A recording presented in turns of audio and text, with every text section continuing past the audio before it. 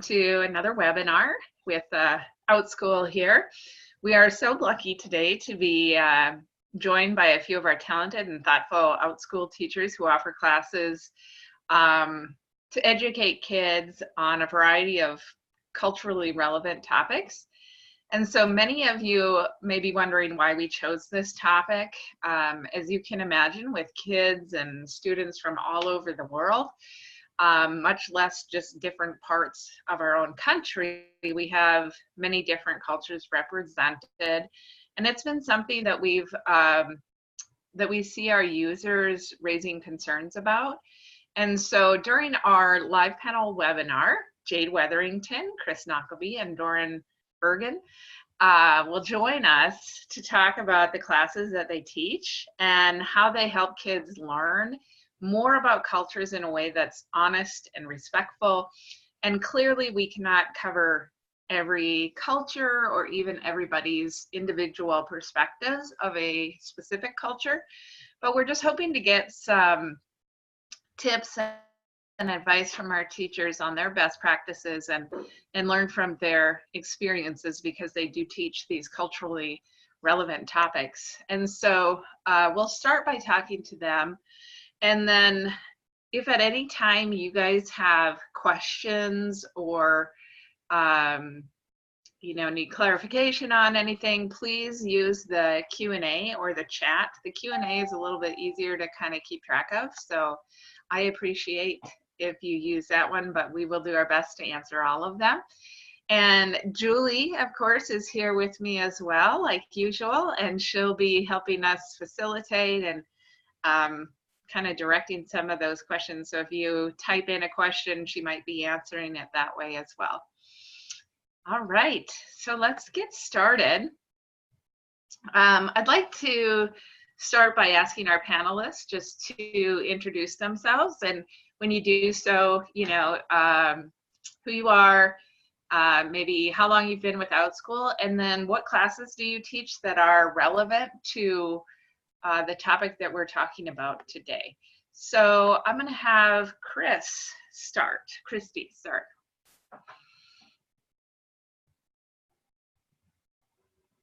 Well, I think in some ways all three of the classes that I'm teaching at the moment are relevant to this webinar. Two of them are secular Bible studies classes. And so I'm talking about a text that for many people is the basis of their faith, and yet I'm talking about it as a work of literature from a particular historical time period. Now, the third class that I'm teaching right now that is sort of relevant to this too is that it's a world history class. And I'm very aware of the tension between wanting to share non-European history and the fact that most of my sources are written from a European perspective. Excellent. Very, very true and timely, it seems right now that, there historically has been a very strong emphasis on European history. And so it's nice to see that, we're opening up and starting to think about that. And hopefully with Outschool, especially where people have some more options, we can get more of that diversity offered. Jade. Hello, I'm Jade. I go by teacher Jade on Outschool. This is my second year this month, because it's November. So this is my second year with Outschool, and I would say that the culturally relevant courses that I teach an Afro history course, and but it's a bit different. Like from what Christy mentioned, all of my sources are non-European sources.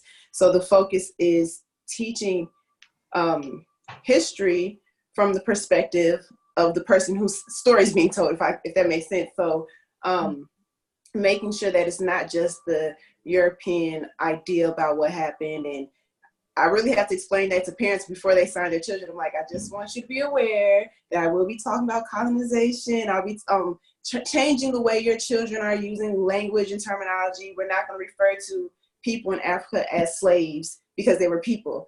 So, it's a lot of that. And then also a reading writing course that I developed because parents kept asking for more. And the parents selected the books, the children selected the books. So I had to read these books and realize like, oh, there's still some things I don't know about. So I tell them like, as you're learning, I'm also learning with you.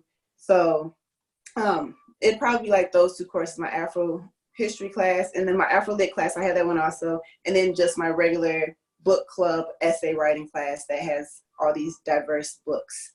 So yes. Cool. Awesome. And Doron. Hi.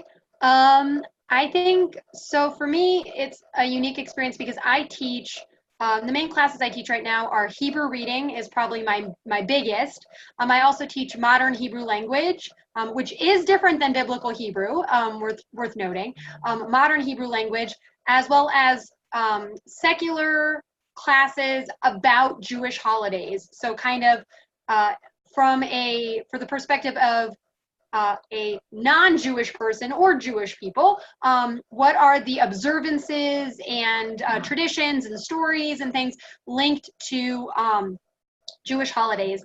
And those are the main things that I'm teaching right now. I'm also hoping to try to figure out how to teach about the state of Israel, potentially, which all the subjects that I teach, why they're really culturally sensitive is because they are so intertwined with Judaism. The Hebrew languages, the state of Israel is, obviously Jewish holidays are, and trying to balance out the religious nature of things as well as the cultural nature, as well as the political nature, as well as Hebrew is just the language that people speak at the store and at their schools and in their homes.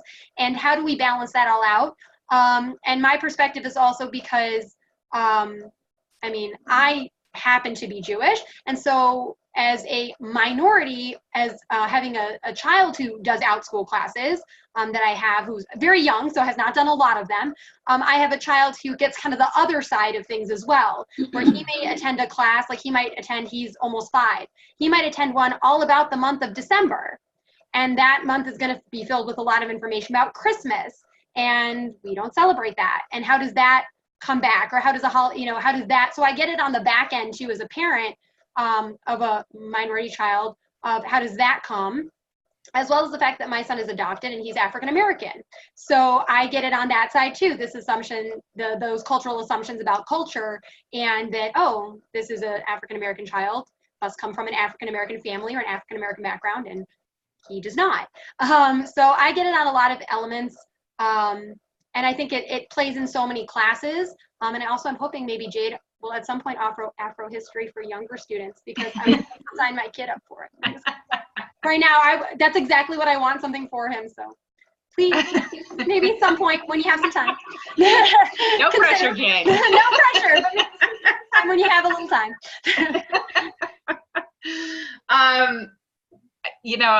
I've already come up with so many questions myself about this. Doron, you kind of hit on it, but Chris, could you talk a little bit, kind of along the same lines as what Doron did about, how do you balance that? You're teaching a secular Bible study class. How do you balance that with respecting the cultures that, are involved in it's definitely more than one, and the different kind of keeping it secular, I guess. So, the first thing I do is my biblical studies classes are not about modern Christianity or modern Judaism. They are about looking at the texts and looking at the texts as as scholars look at them, to try to hear different voices, to see what the arguments are, what are the literary techniques, and the theories that scholars have come up with for when different texts were written. Mm-hmm. And I know it's incredibly controversial because, there are people to whom these texts are a revelation from God. And so any discussion about other origins of the text can be inherently offensive. I can't do anything about that. The people who choose to sign up for my classes know that I'm looking at it not as a biblical revelation, and so it's sort of self-selected that way. I do try in the classes to ensure that the conversation is respectful as far as not mocking beliefs, not, I have some kids come into the classes who have an attitude that the Bible is a very silly book, very critical of it. And I always jokingly say that my job is to persuade them that that there's interesting arguments in it, that it comes from interesting places, that you don't have to believe it. You just have to be able to see the fascinating conversations that happen in it, where different groups are putting forward different arguments.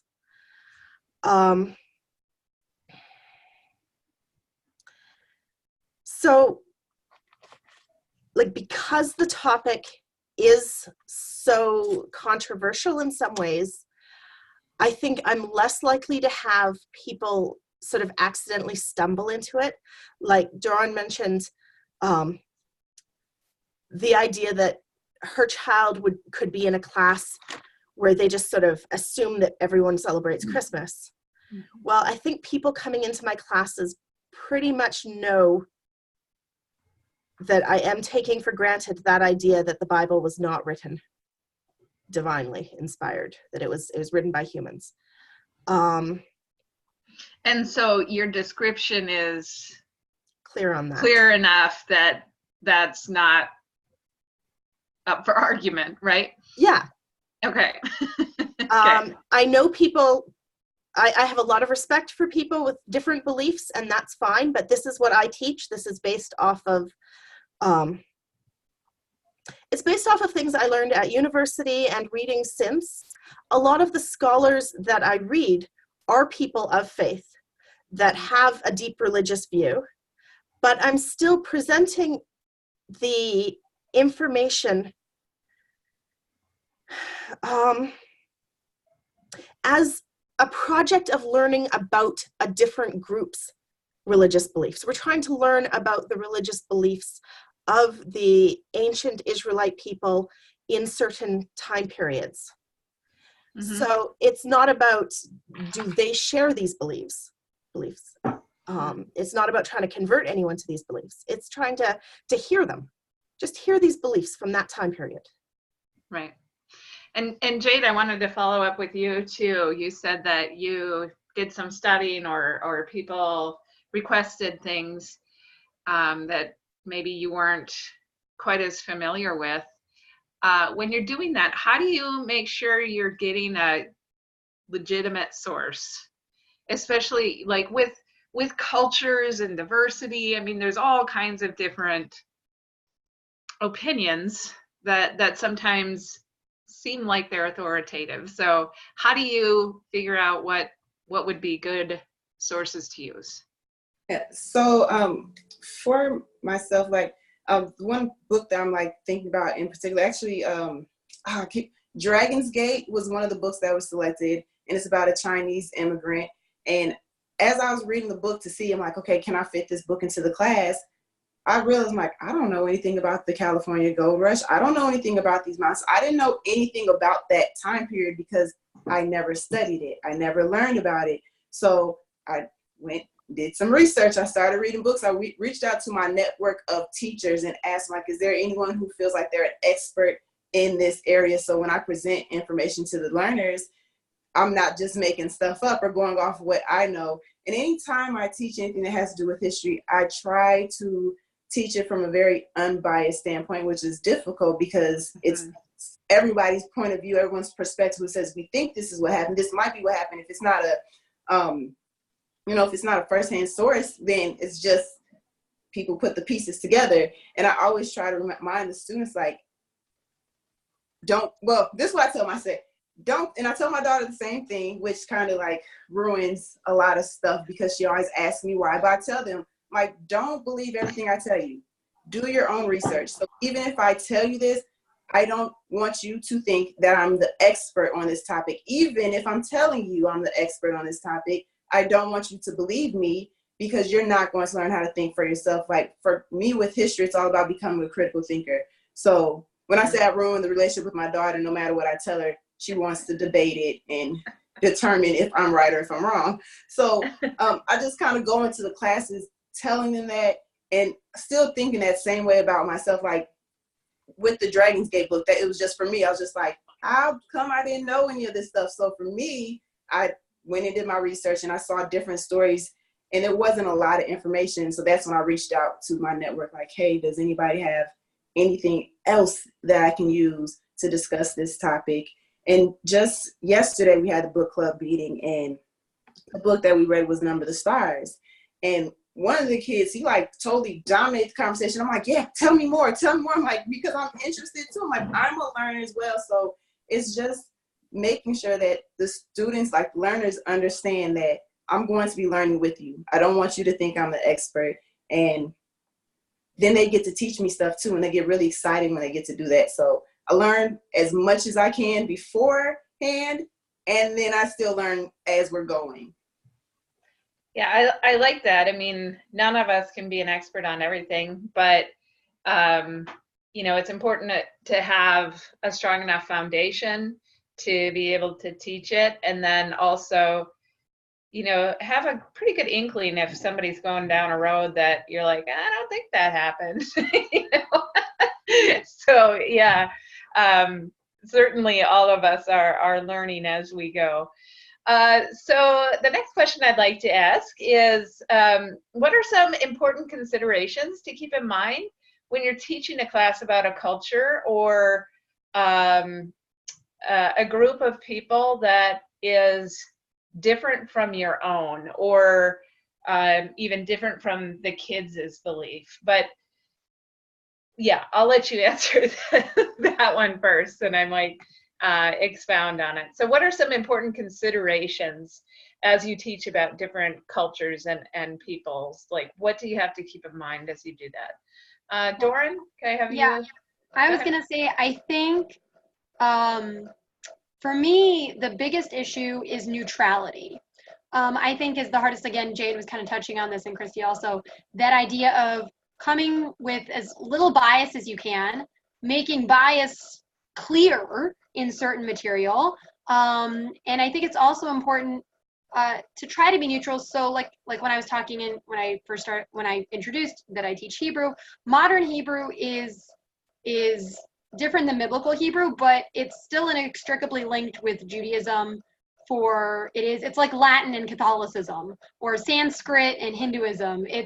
They're really, I'm pretty sure it's Hinduism. I'm sorry if I got that wrong. But they're inextricably linked. And so it makes things really difficult. I know when I'm choosing materials, it is nearly impossible, and I've had this discussion with Outschool, it is nearly impossible to find materials for native English speaking children that is a Hebrew material that is not intended for Jewish children. It is very, very, very difficult. I have one text that I was able to find that is like 98% secular, and the main is some keywords that they don't know what they mean because they don't know how to read it, but might use a word that technically is a religious word, but because it's the nature of the beast. Very few kids, students just kind of wake up one morning wanting to learn modern Hebrew. They just don't just wake up and I'm like, oh, I want to learn Hebrew today. Almost all of them come from wanting to learn Hebrew either because they have relatives that live in Israel and speak Hebrew, or they're Jewish and they want to speak Hebrew. My favorite answer, because I always ask, why did you want to learn Hebrew? Because I found that there are a few students that I've had who are not Jewish, who don't have any relatives in Israel, who just thought Hebrew sounded really cool and wanted to learn it. And I have some Christian students who wanted to be able to read the Bible in its original language and different things like that, whatever the case may be. And I get a lot of the time, and I used to get this when I taught in religious school too, my parents wanted me to take it. That's my favorite. Is my parents wanted, and it's the answer I get like 70% of the time, I'm not gonna lie. But neutrality is really key here, because it's, in my subject, it's really, really hard. And when I even teach, I almost find my holiday classes easier than Hebrew to be neutral. I have a class that's about the holiday of Purim, which is a spring holiday. It surrounds the biblical book of Esther and the story. And I found in my research for that class, I found some academic sources that talked about the potential that that the story is not a real fact, that it's even a legend, and that Esther, the main character of the story, is actually supposed to be Ishtar, the Babylonian goddess. And Mordecai, the male character lead, is Marduk, the Babylonian god. And it's not Jewish at all. It's in fact a Babylonian tale that was adopted by Jews there. So I even try and go out and look for competing narratives and sources and ideas when I teach a class that's about religion, about what people believe.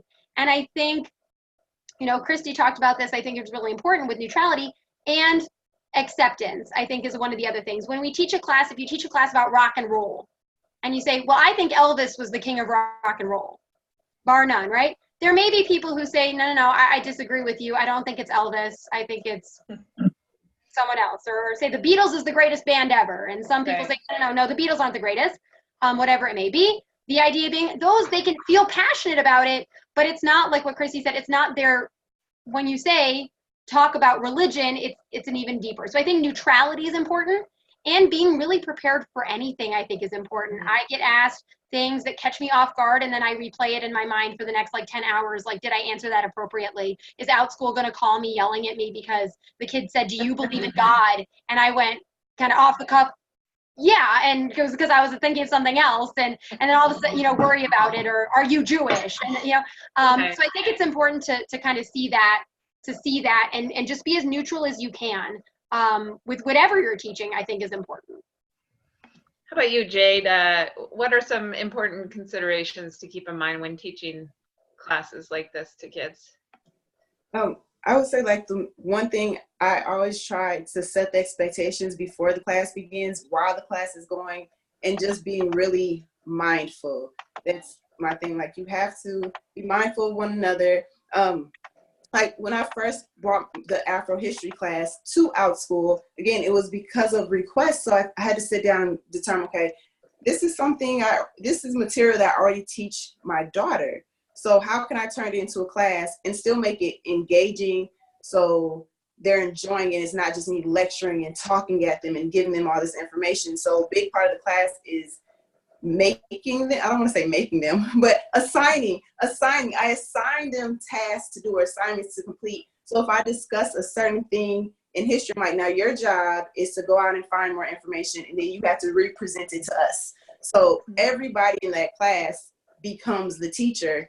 And there has been some conflict in the class where we'll have one student who's bringing something else and another one who's bringing something else, and they're going that's not true, this isn't true. And I'm like, listen, we're going to be mindful of the information that's available. You take what you're learning, and then you determine what parts of it make sense to you. And you also have to understand your source. If you're getting, when we discussed the Civil War, I'm like, if all your information is from the North, from the Union, you're not going to have the same information from the South. It's just not going to be a balance of information. So I just tell them, be mindful of one another. So, the ugly things that can happen when you're having a debate or sharing information, it happens, but I also try to set the expectations before we start doing anything. And again, like I said, I let the parents know this is what's going to be discussed in class. If you're not comfortable with this material, then it's probably not the class for you, because I'm not going to take things out or omit information because it makes you uncomfortable. So yeah, that'd be my thing. Being mindful and setting the expectations. Excellent. Chris, any thoughts on this?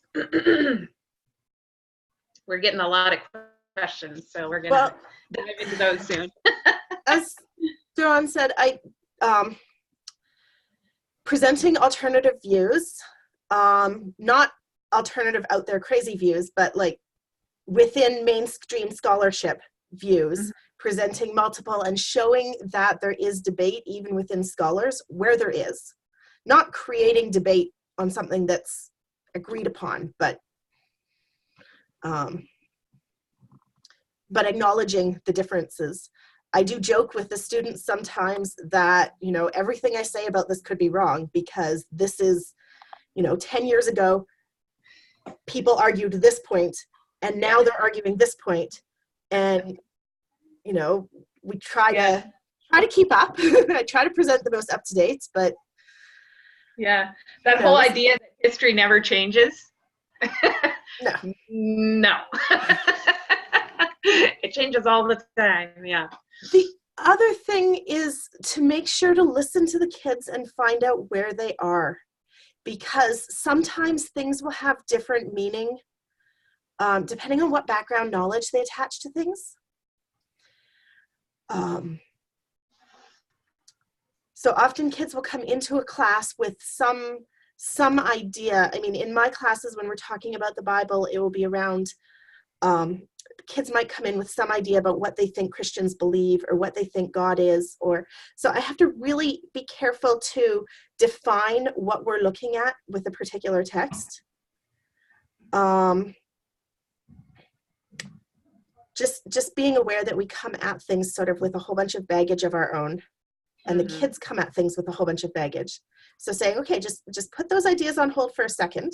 Not that they're wrong, but let's look what was being said. And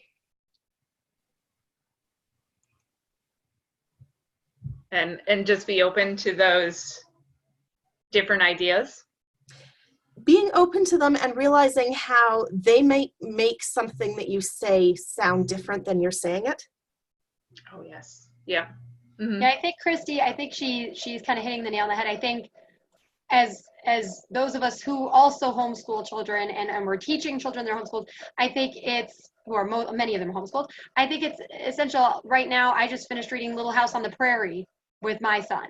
And that's all about, before we even started, the first mention of Indians, I said that during that time period, they were called Indians.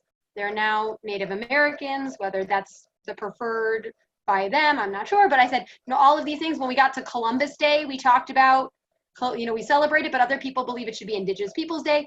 Just that very balance of that, when we look at something like Christy's looking at the Bible through a historical lens and Jade's looking at certain things from a historical lens, that we can branch those together and say, you know, we may think this, or this book is using these terms that nowadays we would never appropriate. Do we, and I think there were some questions about this also, do we clean the slate? Do we clean the terms up? Do we change all the Little House on the Prairie books to say Native American instead of Indian, which I'm a firm believer in personally, and not. I'm a believer in being open about how history was in different views, but how do we do that in the balance? I think Christy has hit that nail on the head well, in terms of where do we find that, and that people are coming and they may think one thing or they may think another thing. And I think that's culturally sensitive topics. When we teach anything, we need to be culturally sensitive about that.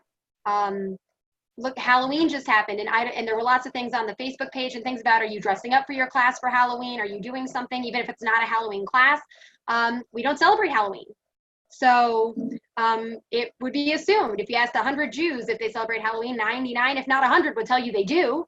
But that balance, and that just even the littlest places, and we can't be perfect. That I think is really important too. We cannot be perfect when we teach anything, whether we know about it or we can't be perfect in trying to keep it neutral and fair.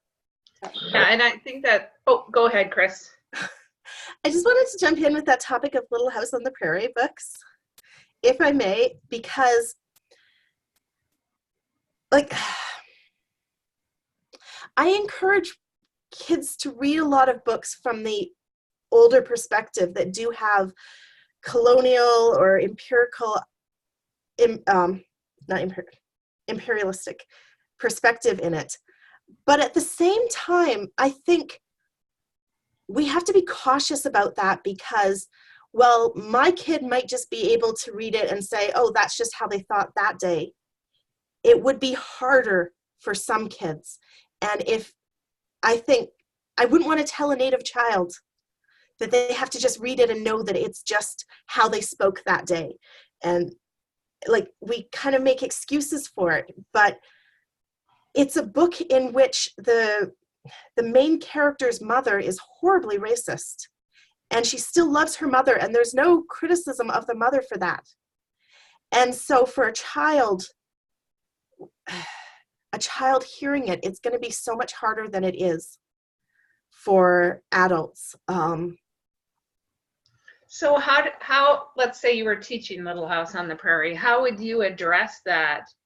Because I totally agree with what you're saying. And I think a lot of times the Native American perspective is sometimes one of the harder ones. I was going to talk with Jade about that as well, because people talk about Native Americans like they're one people, or like Africans like they're one people, but there's, you know, hundreds of tribes of people. And so how would you approach that in a way that is sensitive to different groups, including like Native Americans? Well, personally, I wouldn't teach a Little House on the Prairie class, because there are so many other books about that time period that differentiate, that talk about a specific Native tribe, that presents the Native perspective as well as the colonist, the settler perspective. That one has been sort of blown out of proportion because so many people have read it that they have fond memories of reading it while they were a kid, and Right. There's other options.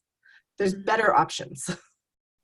Okay, so your advice would be maybe to make sure when you are choosing sources to teach that you're critically looking at them and choosing ones that are representative, or and remembering that when we choose things that have the racist undertones, we end up in effect saying, I don't care if these students attend my class or not. And that ends up being harsh. Okay. I mean, people don't, they mean the best, but there's an extent to which it ends up just seeming that way. I don't know. Yeah, sure. There are definitely people that wouldn't take a Little House on the Prairie book class. Not all classes need to be for everyone, but at the same time, if we're differentiating it based on race, and a willingness to be racist or not, or to celebrate a racist character or not, that gets harsh. Right. That's more problematic. Yeah. Jade, I'll follow up with you with a question I kind of alluded to talking with Christy. You know, how do you balance teaching about Africa and all of these different tribes and cultures and being respectful and representative of them at the same time? One of the first things, like the very first class in my Afro history class, is going over terminology. I said it's very important for them to understand like how times have changed, and I explained like, well, when these Africans were stolen from their country and brought to this country as slaves, that's the other thing, like I'm still working on adjusting how I speak, because I learned, oh, they're slaves, runaway slaves, instead of saying fugitives of slavery, like those types of things. And I try to tell them, like, we have to look at people as humans. And this is why history became so important to me, because I'm a product of public school education. So Columbus discovered America, even though there were people that were already here. These are the things that I learned. So once I got to university level and they started teaching me all these, I remember being upset. I went through a period of like intense anger. I'm like, well, why was I taught these things if they're not true? I had no idea that Africans had sailed to the Americas before Europeans had sailed to the Americas. So I tried to make sure that they understand these things. And again, terminology, like I'll tell them like, well, when Africans came here, they were called Africans, and they were called Negroes, and they were called Black, then they were called colored, and all these different name changes. And then they were called Indians, they were Native Americans, they were indigenous people. But then I try to explain like, all of those names don't matter. It doesn't matter what we call them. I mean, it matters to that individual. Like it certainly matters if you call me something other than my name. So I try to break it down. So it's like you have to have an understanding that people come from different cultural identities. They have different ethnic backgrounds. They have religious identities. They have nationalities. They have regional identities. All these things can come into play. So no matter, and I was telling, like, no matter how much information I can pile on you, it will never be adequate. It's never everything. So that's where you have to become a critical thinker. And like, if I were going to read Little House on the Prairie with my daughter, pre-reading, before we would even start reading that book, I would be explaining to her what's going to happen in the text, what type of words are going to be used. And if she has a question as we're reading it, I'm going to explain it to her. And again, like, just personally, by the time I got to high school, I was in like the advanced reading classes, and there were books that I just would flat out refuse to read. I'm like, I'm not going to read this book.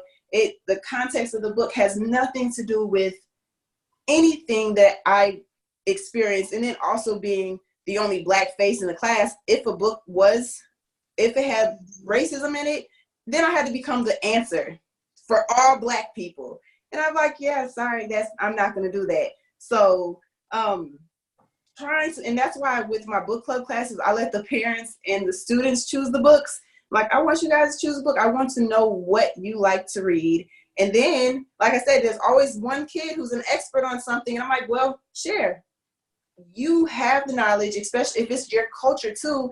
I absolutely want you to be able to share that with us. So there's a better understanding of your culture because it's from your perspective. So again, it's about like teaching children how to become critical thinkers. Like, if I would have had that skill when I was in elementary school and middle school, I probably would have been really disruptive, but I would have been learning. Instead, I just took what was given to me and I just read, hand in a report. And by high school, it was probably wasn't the most liked student, but it was because I was starting to learn how to think for myself and to think critically. So that's my main objective, is to teach kids how to teach themselves and how to like pick and choose, or I shouldn't say pick and choose, but how to pick those pieces out and apply them to their lives. Excellent. We have a lot of questions, and I might need Julie's help to sift through some of the ones in chat. But the first question I'm going to ask, because we've kind of hit on this quite a bit. One teacher is asking, is it okay to teach about the religious background? Now, Doron and Christy, for example, do teach topics that are secular, but have a pretty strong religious background. How do you approach that in a way to keep it secular? Go ahead, Doron. I mean, I think for me, it's this understanding of kind of like, again, what Christy and Jade were talking about when we talk about, this historical books and this historical outlook, except we kind of bring it into today.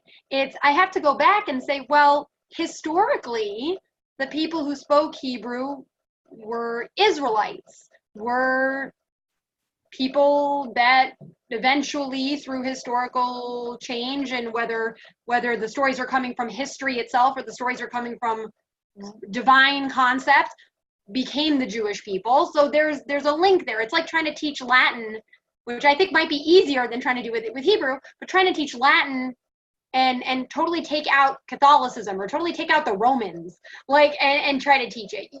Or even any language class trying to teach Spanish and not talk at all about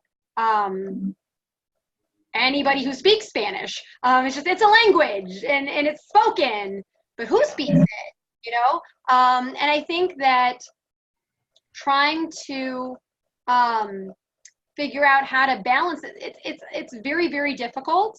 But you have to, when you look again, if I talk about the development of the Hebrew language started off as biblical Hebrew, then it kind of died out as an everyday language when Aramaic took over in that region, and was only used for ritual and religious purposes for several centuries before there was a resurgence as a modern language. It's actually considered the only language to ever technically have considered a dead language and then be brought back into modern usage, which is really cool and a factoid I use in my classes.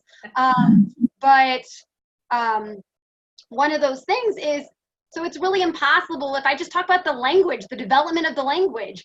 I can't I can't separate it. When I talk about, if I talk about, well, who speaks it? That in Israel, people speak it, but some of them also speak Arabic. And some people speak some other languages as well, but mainly Hebrew or Arabic as their native language. Well, really, it's a lot of the people that are speaking Hebrew are of Jewish more descent. A lot of the people speaking Arabic, I mean, there are many crossovers. I'm going to say that honestly. My cousin speaks English and Arabic, and it's crossover. They're multiple language. Like a lot of people here speak English and Spanish, even if they're not of Hispanic origin. But a lot of the ones that their native language is Arabic are Arabic people living in Israel. So they're likely not Jewish. So it really is super intertwined, and it's almost impossible to pull it out entirely. It's just about being open and being respectful and being knowledgeable. It's about being, like Jay says, being a critical thinker, I think is really important with anything like this. Even when I go into classes and I'm teaching about Jewish holidays, I don't go in and teach, this is the Jewish holiday and what they do and what they say. I recognize that I have to think critically from an academic perspective. I have to think, how do Christians look at this perspective? Again, that Purim class, there's a book of Esther that the Christian students might be familiar with. It's not identical to the one that the Jewish people use, as there's additional text in some of the Christian versions of the book of Esther. So I have to be critical that if they've read the book of Esther, it may not be the same exact book of Esther that Jewish people may be reading. There's extra stuff in it. For some Christians, not all. So even I have to go into topics that I feel are my wheelhouse and think critically. I have to go and pull from other Jewish people. And so I think that's kind of talking again about those multiple tribes. A lot of people think all Jews are the same. And there's actually multiple denominations. This happened to me in high school. When I was in high school, and my friend, who also was Jewish but less observant than I, asked me to be her date to prom. She was my best friend and wanted me to be a prom date. She didn't have a boyfriend. And I couldn't go because they'd made the prom on a Jewish holiday. That was an observant, meaning no work, no driving, things like for certain people. And they had no idea. They said, well, we asked the Jewish teachers that teach at the school, and all of those teachers were Reform, which is a different denomination that doesn't always do the same practices. And they're like, well, we asked some Jews. Well, you didn't ask all the Jews. You didn't ask your Jewish students that would be attending the prom. You asked some random biology teacher who could care less about the prom. So I think that's kind of part of it. It really is, even in your own wheelhouse, you need to go back and say, did I get this? And to me, that's really important to negate and talk about, like, I'm getting such great information. Someone recommended another series that I'm going to check out about Native American, that cultural life, because as we're picking our classes and what we're going to cover, we have to keep a couple things in mind. We want to try to be neutral, or at least to present multiple sides, but sometimes it's not even really possible. Even when I look back at the Bible, as whether I'm looking at it as a story or I'm looking at it, I think I have to go back and check and say, I know this technically says XYZ to my son, but that was written in a different time. I just had that discussion with a student, and I said, they say he, but it was written by he's. You can't, just because it says God is he does not mean God is he, whatever, it could be she, it could be neither, it could be both. I mean, we don't know. But it was written by more than likely men and in this certain time period. So even when we're doing that, sometimes we have to realize we can't change the source of whatever it is. We have to look at it and try to bring it in and try to be open, because we can't be always secular or always politically correct. If we're pulling a book from a certain time period, we want to study that time period, we might be stuck and just have to critically think it, the way Jade talked about critically think it. Yeah, I think it can still be secular, but it's how you approach it. So Christy's class is secular, even though it's completely based on a religious text. Yeah. And so, Christy, did you want to add anything to that question? Can you teach about the religious background? I think we have to teach about the religious background on all sorts of things. And just an example from my world history class is Philip II's response to the Spanish Armada makes no sense unless you understand his religious beliefs. And so I have to talk about his religious beliefs, not endorsing them, not saying you have to do it, or you have to believe it, but just this is what he believed. And in book studies, sometimes there are theological ideas baked into the book. Can you talk about, Chronicles of Narnia without discussing the theological ideas? I don't think you can do an adequate examination of that book without looking at that. And so I think it's talking about religion in a way that is not trying to convert people, not trying to judge or critique people's theological ideas, but helping people to see the ideas. What is the point this author is making? Whether it's a book like the Bible or whether it's a novel. And, we have to be able to talk about, understandings of God when we're talking about Shakespeare or when we're talking about all sorts of things. It has to come up. And we just have to do it in a civil, respectful, recognizing that everyone's going to come at it with different views.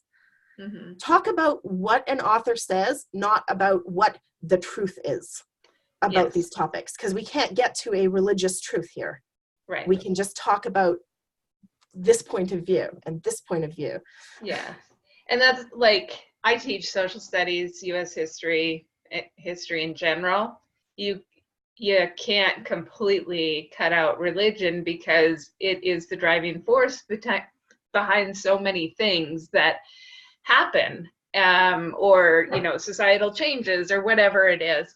And so I think Christy hit the nail on the head with saying, you can teach about the background, you can teach about the history and how it evolved. I mean, we have world religion classes offered by various teachers too. You just can't say that it's the truth, or that it's, this is the way it is, or this is what actually happened. Then you run into that problem of it being secular or not.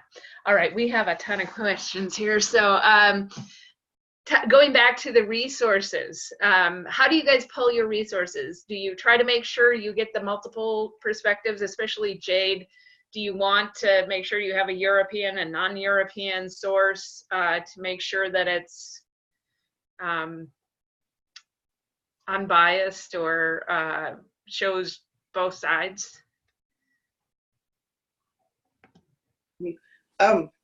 So with my Afro history class, I make the assumption that most of the students and most of the learners have already learned like these European ideas about history. So I'll touch on those things and I'll explain them, but the full purpose is to show the history from an African and African American's perspective of history. But I absolutely, of course, I use those as my main sources because it was so ingrained in my own education. So those are the stories that I know. And then I very purposely looked for the stuff that refuted that information that I learned. So it does still come up in the class because I want them to get a balance. It's not just you're only learning about Africans, you're only learning about African Americans, because it's impossible. We're all,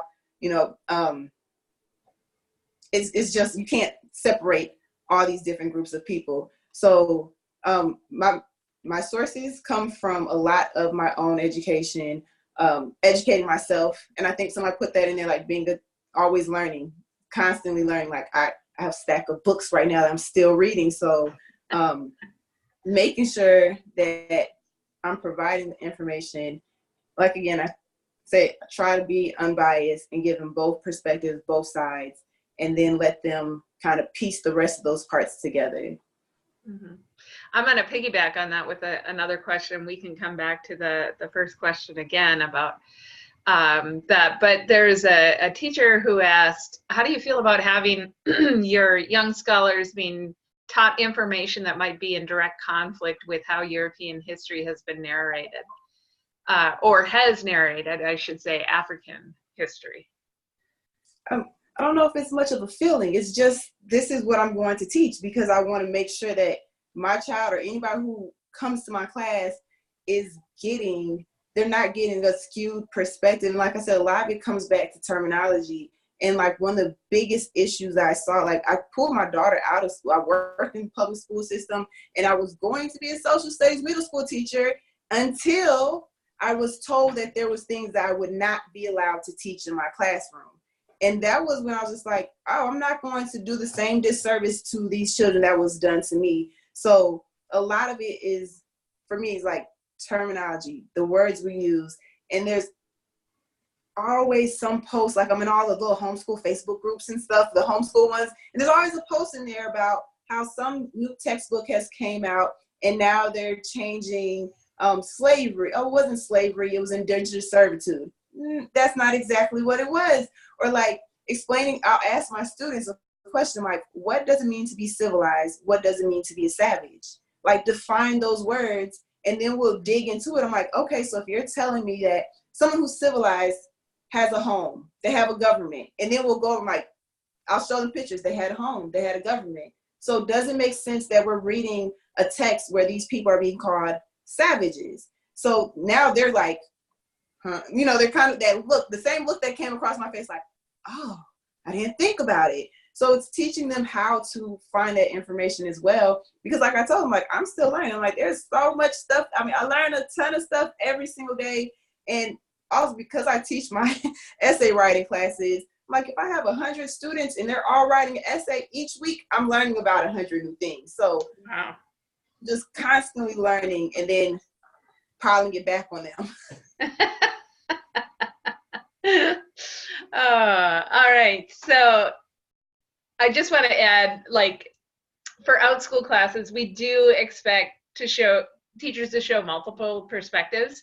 But if you are teaching about a group that has historically been not represented or underrepresented, kind of as Jade said, you're obviously going to skew more towards that because the kind of typical story or the European story is already pretty well known.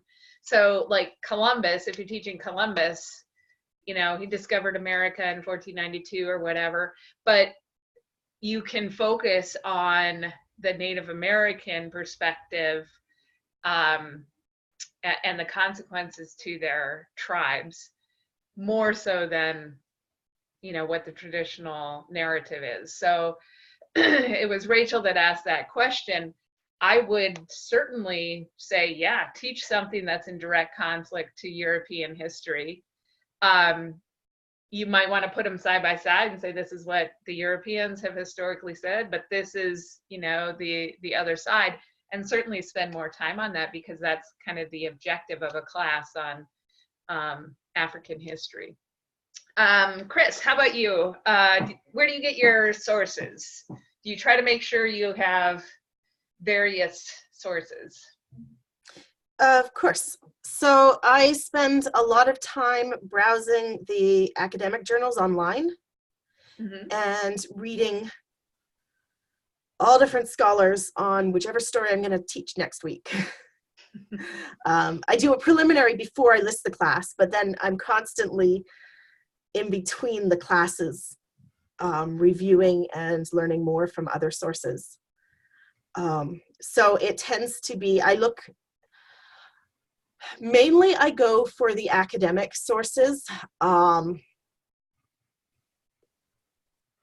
rather than the sort of popular books on religion, because the popular books are going to be more faith-based, and the academic sources, even if the person writing is a person of faith, they are going to be trying to justify their beliefs or whatever their point of their argument is through literature and history in comparison with other texts and translation issues and things like that, rather than basing it on their faith. Yeah, excellent. And I like earlier you said, you know, even a lot of the scholarly articles are from a Christian perspective or written by people who are heavily influenced by their faith, but still you know, can parse, you know. Some of it's by Christian writers, some of it's by Jewish scholars. Right. Yes. Yes. Sorry. But it's looking at an argument that is based on something other than faith. Right. Yes. Yeah. Even if they have faith. I guess the point I was trying to get to is, just because it's secular doesn't mean you have to read everything written by atheists. No. Or, that's what I was trying to get to. It wasn't a very good question. Another question, we are quickly running out of time here, but we do have another question about, for Jade, actually. This question says, many enslaved Africans adopted Christianity. How do you teach about the spirituals that they used and remain secular? Both. Like it's been mentioned here in the chat, comparing and contrasting. Like, I don't dive that deep into anything religious based. And if it comes up, then I ask them, like, you find the information and you share with us. Like, that's the part where they get to become the teacher. And then just another thing I want to mention because of that, when Doron was talking about Halloween just passing, and I know this is going to happen when Christmas comes up. When I was a child, we didn't celebrate holidays, none of them. And I would tell people, like, oh, I'm going to participate because, like, I like candy. So, like, at the end of the class, when everyone's like, what are you guys wearing for Christmas? What are you guys wearing for Halloween? What are you guys doing for Christmas? I try to make sure I mention in class, like, not everyone celebrates this holiday, but I will still tell you, have a happy holiday. Like, if this is what you're going to celebrate, or like with Halloween, like, well, I hope for those of you that do participate, I hope that you brush your teeth, floss, and be safe. Like, so it certainly comes up in class, and I would like to, like, understand, like how should, and this is my question, I'm sorry, I know the questions are over, but that would be my question, like, how do you handle that when those questions about religion come up in class, and you don't want to just sidestep it, you don't want to just like, oh, we're not going to talk about that, that's not okay, because it happens in my classes, and I just, because the way my class is built, where they're, like, also getting to be the teacher, I'm like, why don't you teach us about that? So how do you handle that when it comes up in class? Because I've had some, but it's always like right at the end of the class. So it's like, oh, thank you for sharing. See you next week. And it never comes back up. Doron or Christy, Can you give a quick answer to that? Yes, I was just going to say that happens a lot in my classes because there's an assumption by a lot of my students, especially the younger ones. I don't have a ton of like high schoolers taking my Hebrew classes, but I get a lot in like the late elementary, middle school, but then I'll get like 6 or 7 year olds, and it comes a lot from them more, I'm going to say not always, when they're like we just had a bunch of our the Jewish fall holidays happen. And so people will be like, how is your Rosh Hashanah? Because they're just this assumption that if you're taking Hebrew, you must be Jewish. And I have to kind of be, it's like, well, some, for those of you who celebrated, and remember, not all of us, just Hebrew, don't all, kind of like, and always, you're right, Jade, it always comes up at the very last minute or when your brain's right on something else.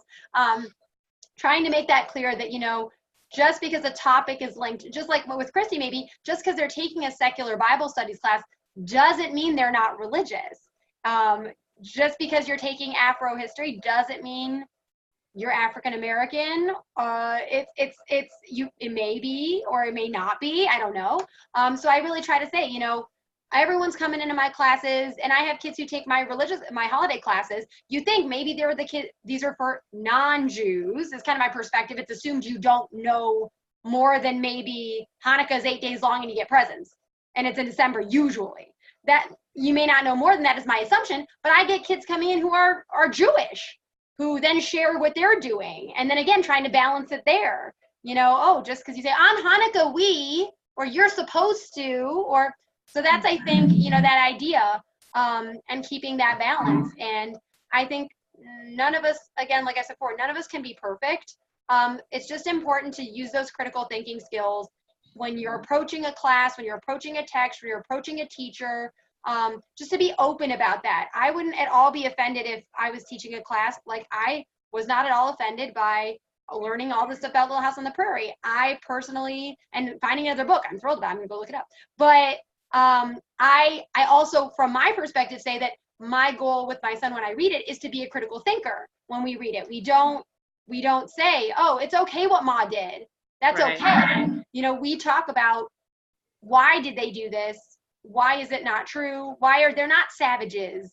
This is why. This is, you know, so I think that's important, is just catch yourself and realize that you're gonna make, just like as parents, if we are parents, if you are a parent or a teacher in a class, we're gonna screw up and give our kids something or say something that's wrong or that's incorrect, or we wish, looking back, I wish I hadn't let them read that book. I wish I hadn't said that in class. I wish I had done it differently, and just own it and do your best in the moment and hope that Outschool doesn't email you later and yell at you, which is like my incessant fear, that I'm gonna get like an email of like a horrible parent who's so angry and I'm fired. Like, it's like my stress. But that's what because cultural sensitivity is so important that it's always in my mind. Yeah, and it is hard. Jade has talked a lot about language and the words that you use, and that can be so, I mean, it can make so much difference to say slaves versus a person who was enslaved. I mean, that comes across with two different meanings, and so how you say things or how you represent them with your words is really important. And sometimes it's real easy, you know, if you're looking at a different culture and they have some ritual or practice that is different, you know, a lot of times you'll hear things like, oh, that's silly, or oh, that's, you know, that's weird how they do that. And just those statements alone, you know, it passes judgment. So it's important to note those yourselves, but also make sure that the kids know that just because it's different, or we don't understand exactly why it happened or why they do it, that doesn't mean that it's weird or bad, or, you know, one of those negative connotations. All right. If you guys could real quickly leave us just with one parting thought about, you know, what's the most important takeaway here? If you're teaching a class on culture, what do you think is the most important thing for them to keep in mind if one of our listeners is going to teach about a culture? Jade, go ahead. I was gonna try to think one. Be ready to be challenged, and also like don't be fearful of that challenge, because these are young learners and they kind of.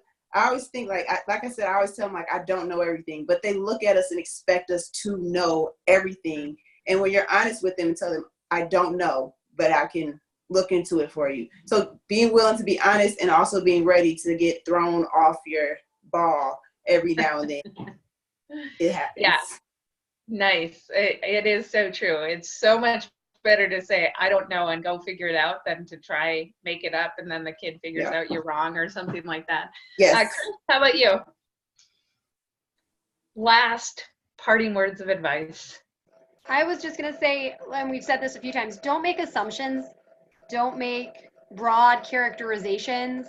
Again, as a parent, that's my concern when I sign my son up to Outschool classes, that they're gonna assume because he's African American that his family must be, or because he's African American he can't be Jewish, or if he is Jewish then he must, you know, when they're hearing it or we mention it, that he must not be, you know, these broad characterizations are really challenging when we're teaching about cultures, and also when we're dealing with our students about cultures. That you've got, you know, a class full of students that are taking a class about Christmas, you can't assume they all celebrate Christmas because they signed up for it. You got my little boy who just wants to learn about his best friend's favorite holiday.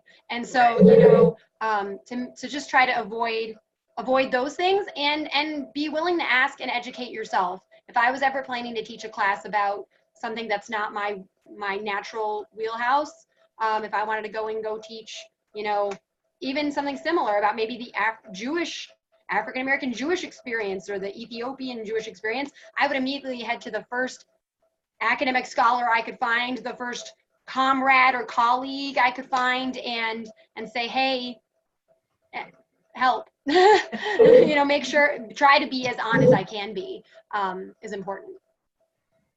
How about you, Chris? I think one of the important things is to be willing to have open communication with the parents. If a conversation does slip into uncomfortable things, contact the parents after, explain what happened. If you're worried about presenting information, you know, make the video available to all the parents. Not just when it's an uncomfortable situation, but like for me, it's important to me that the parents be able to watch the show to see what I'm teaching their kids, because I recognize that it's such an honor to be trusted to tell them anything, particularly on the touchy topics. And so I want them to be able to review, and I want them to know that they're welcome to come to me and discuss it with me and, you know, tell me if they're concerned about something. That is great advice. Great advice. We are going to wrap it up there. This was a great conversation. I really enjoyed it, and you guys gave us some really good insights into teaching about topics that are sometimes controversial or difficult to teach. So we really, really appreciate you taking the time to do that. And you know, I think we could have gone another hour or two. So it was great. This will be online once it is ready. We'll put it in the Facebook group, and just thanks to everybody for joining us. Bye.